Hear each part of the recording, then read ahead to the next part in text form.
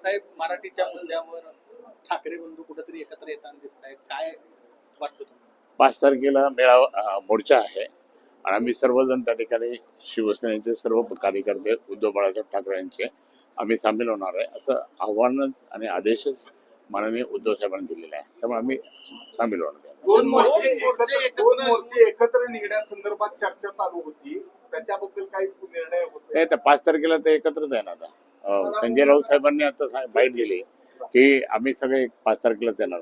नाही, 7 तारखेचा जो मोर्चा आहे तो आणि 5 तारखेला हे एकत्र करणार आहे नाही, का दोन्ही? संजय राऊत साहेबांची बाईट जी आता आली एकच ते मोर्चा? त्यामध्ये एकच मोर्चा निघणार असं त्यांनी अजून मी पाहिलं नाही, परंतु प्रत्यक्षात त्या ठिकाणी त्यांचा आदेश जो असेल तो आम्ही दोन्ही बंधू एकत्र येत आहेत. ही पहिली पायरी आहे का एकत्र येण्याची? नाही, तिसरी चौथी आहे.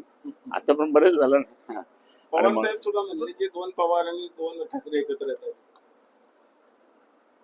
खरं म्हणजे तुम्हाला सांगू का, 2 भाऊ एकत्र येणारच आहेत. ठाकरे आहेत. महाराष्ट्र हा ठाकरेंचा आहे.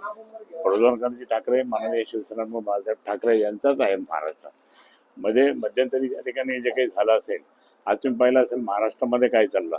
महाराष्ट्रामध्ये त्या ठिकाणी ज्या पद्धतीने तोडफोड चालली, इकडे पळवा तिकडे पळवा, हे खोके द्या, हे द्या ते द्या, ते जनतेला नाही पटलं.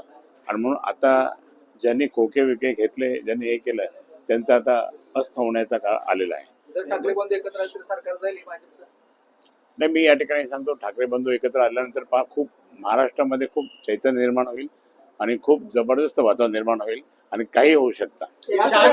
शहाजी बापू पाटील आणि गुलाबराव पाटील यांनी ते बोगस आहे. दोघं ते संजय राऊत देखील या दोघंही ते बोगस आहे.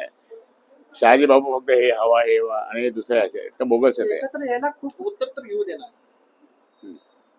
मला एक सांगा, ज्या पद्धतीनं 2 ठाकरे एकत्र येणार आहेत त्यावेळेला राष्ट्रवादी काँग्रेस ही सगळेच एकत्र येणार आहेत का? महाविकास आघाडी एकत्र? नाही, आम्ही आमच्या 2 भावांचं त्या ठिकाणी सांगू शकतो की 2 भाऊ एकत्र येणार अशी आमच्याकडे प्रक्रिया सुरू झाल्यासारखं वाटतं.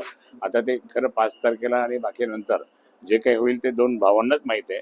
परंतु ठाकरे आहेत, ते दोन्ही ठाकरे असल्यामुळे त्या ठिकाणी प्रबोधनकरांचे नातू माननीय शिवसेना प्रमुखांचे पुतणे आणि चिरंजीव हेच आता महाराष्ट्र चालवतील, बाकी कोण नाही असं आम्हालाही वाटतं. एकत्र यायला ते घाबरले, ते मुख्यमंत्री उपमुख्यमंत्री घाबरले.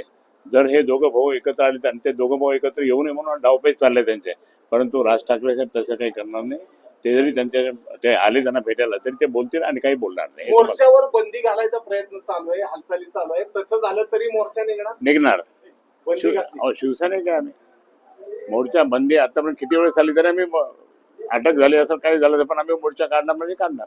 एकत्र यायला खूप उशीर झाला तरी ते एकत्र नाही, एकत्र यायला उशीर आहे. योग असतो काळ असतो. योगाप्रमाणे जे काही असेल ते त्या ठिकाणी होतं. इम्तियाज जलील जरा अडचणीत आले त्यांच्या वक्तव्यामुळे, जे काय बोलले नाही. आता ते इम्तियाज जलील तर काय राहिलं नाही, त्याला सोडून द्या त्याला. ते गुणरत्न सदा काय इम्तियाज जलील म्हणजे MIM ही भाजपची बी टीम आहे, त्यामुळे त्यांच्याबद्दल काय बोलायचं. गुणरत्न सदावर्ते म्हणतात की मोर्चाला नाही, नाराजी नाहीये. ते एकनिष्ठ शिवसैनिक आहे आणि ते आमच्या सोबत आहे. आता 1 तारखेला मीटिंग मध्ये ते सुद्धा असतात. गुणरत्न सदावर्ते म्हणतात की त्या मोर्चाला परवानगी देऊ द्या. नाही, आता गुणवत्ता सदावर्ते फक्त आता काय झालं, त्यांचं बँक ST कोऑपरेटिव्ह बँक डुबवली, ST खातं डुबवलं आणि अजून काय पाहिजे. फक्त काही म्हणतात, फक्त बरोबर काहीतरी बोलतात, बाकी ठीक नाही. डंके की चोट में हेच गेले घरी. देवाला काय सांगणार?